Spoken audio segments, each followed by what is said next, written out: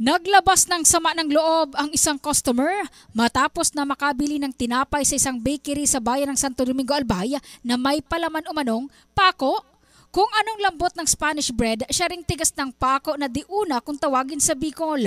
Kwento ni Rodriguez sa kanyang Facebook account, dati naman umano siyang bumibili sa naturang bakery dahil sa masarap ang tinapay rito, subalit nito lamang nakaraang araw nang kinain ng kanyang asawa ang naturang tinapay, nabigla ito na kung ano'y matigas na bagay siyang nanguya at dito na tumambad ang naturang pako.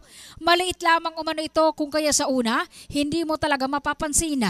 Buti na lamang umano ay hindi ang kanyang anak ang nakakain at siguradong malalagay sa alanganin ang buhay nito. Tuwing hapon po kasi lagi ako nagme-merienda ng tinapay kasi nagugutom ako sa hapon eh.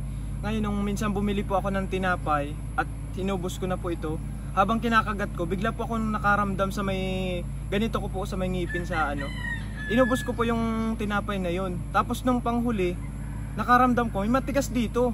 Nung paghugot ko po ito yung lumabas Ayan ang haba ng pako.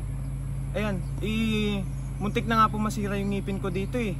Sa sobrang tigas nitong pako na ito Nakilo nga sa sobrang Ayan pagkagat ko pumilo po siya Kita nyo naman. Ayan po, panawagan ko po dun sa may-ari ng bakery. Dapat naman po, hindi malaking pako yung nilagay. Kasi hindi po manguya ng ayos Ay bumabalik ko lang po yung pako. Dapat maliit lang yung nilalagay nyo para mabilis madurog.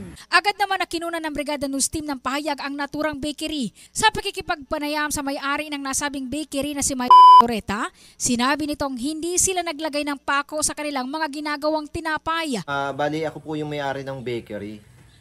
Nakausap ko na po yung trabador ko na nagkamali lang po ng lagay.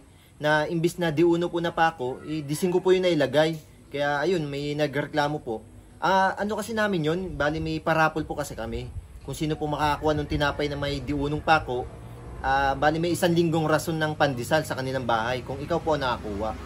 Kaso po, 5 po yung nakuha, ayun po, kaya nagreklamo po sila. Kaya humingi po ako ng pasensya doon sa nakakain po ng tinapay na may pako.